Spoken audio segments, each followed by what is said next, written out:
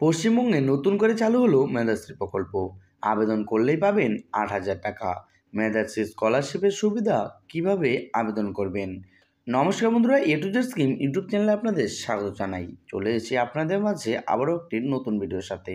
কারা কারা করতে পারবেন এই মেধাশ্রী প্রকল্পের জন্য আবেদন, কি বা করতে হবে, কবে থেকেই বা শুরু, কবেই বা শেষ, এই সমস্ত তথ্যগুলো নিয়েই আজকের আমাদের এই ভিডিওর আলোচনা।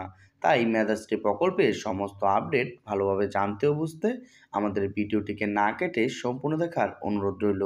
পশ্চিমবঙ্গের পড়ুয়া ও যুবক যুবতীদের জন্য চালু হলো মেধাশ্রী প্রকল্প তথা মেধাশ্রী স্কিম। এই প্রকল্প মূলত মেধাশ্রী স্কলারশিপ বা মেধাশ্রী স্কলারশিপও বলা হয়।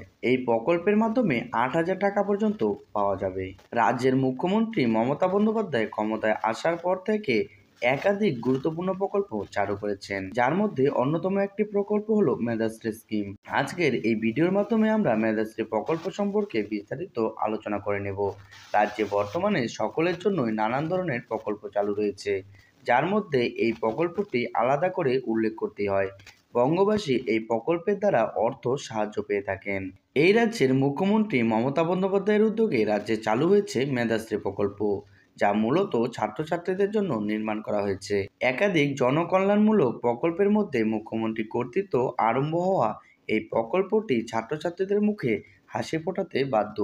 প্রকল্পটি যেহেতু ছাত্রছাত্রীদের জন্য, তাই এই প্রকল্পে বিশেষভাবে জোর দেওয়া হয়েছে শিক্ষায়। পশ্চিমবঙ্গের মেধাবী ছাত্রছাত্রীদের জন্য এই প্রকল্পের সুবিধা পান। বাংলায় পড়ুয়াদের কথা মাথায় রেখে বাংলার সরকার তাদের সকলের আর্থিক সুবিধা প্রদান করার উদ্দেশ্যে বিশেষ প্রকল্পটি নির্মাণ করেছেন। ইতিমধ্যে রাজ্য সরকার তরফে ছাত্রছাত্রীদের সুবিধার্থে একাধিক স্কলারশিপ প্রোগ্রাম চালু করা হয়েছে, যেমন কন্যাশ্রী, ঐক্যশ্রী, শিক্ষাশ্রী, নবান্ন স্কলারশিপ, স্বামী বিবেকানন্দ স্কলারশিপ ইত্যাদি। এবারে সেই তালিকায় নতুন করে যুক্ত হয়েছে সরকারের এই মেধাশ্রী প্রকল্প। পশ্চিমবঙ্গের আর্থিকভাবে পিছিয়ে পড়া শিক্ষার্থীদের স্বার্থে রাজ্য সরকার মেধাশ্রী প্রকল্প চালু করে। প্রধানত সকল ছাত্রছাত্রীদের আর্থিক সহায়তা প্রদান করার জন্য এই প্রকল্পের সূচনা, যাতে মেধাবী ছাত্রছাত্রীদের পড়াশোনা অর্থের অভাবে বন্ধ হয়ে না যায়, তারা যাতে পড়াশোনা চালিয়ে যেতে পারেন, তাদের স্বপ্ন পূরণ করতে পারেন। এই সব কারণে মেধাশ্রী প্রকল্প রাজ্যে সমাদিত হয়েছে। প্রধানত সেই প্রকল্পের দ্বারা রাজ্য সরকার ছাত্রছাত্রীদের আর্থিক সাহায্য প্রদান করে থাকে। এই প্রকল্পের মাধ্যমে একজন শিক্ষার্থী যিনি পঞ্চম থেকে অষ্টম শ্রেণীতে পড়ছেন, তাদের পড়াশোনার জন্য বৃত্তি দেওয়া হবে। এই প্রকল্পের আওতায় শিক্ষার্থীরা বছরে আর্থিক সহায়তা পাবে। উচ্চশিক্ষার্থীর প্রয়োজনে অনুসারে শিক্ষার খরচ মেটানোর জন্য এর টাকা প্রদান করা হয়। আপনারা যদি এই প্রকল্পে আবেদন করতে চান, তাহলে আপনার যোগ্যতা কী প্রয়োজন, আপনি কিভাবে আবেদন করবেন, এই প্রকল্পগুলির উত্তর হলো আজকের আমাদের এই ভিডিওতে। ১.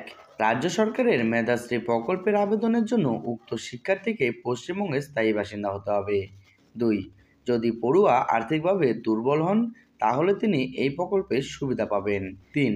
এই প্রকল্পের আবেদনরত প্রার্থীর পরিবারের বার্ষিক আয় হতে হবে ২.৫ লক্ষ টাকা ও তার কম। ৪. অবশ্যই আবেদনরত শিক্ষার্থীকে ওবিসি ও এসসি সম্প্রদায়ের হতে হবে। ৫. আবেদনকারী পড়ুয়াকে পঞ্চম থেকে নবম শ্রেণীতে ভর্তি হতে হবে। ৬.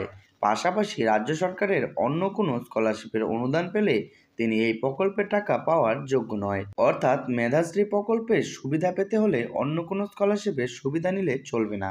রাজ্য সরকারের জনপ্রিয় মেধাশ্রী প্রকল্পের জন্য আবেদন জমা করতে চাইলে সংশ্লিষ্ট আগ্রহী ও আবেদনকারী পড়ুয়াকে প্রথমে ভিজিট করতে হবে পশ্চিমবঙ্গ সংখ্যালঘু ও অর্থ কর্পোরেশনের মেধাশ্রী ওয়েবসাইটে গিয়ে।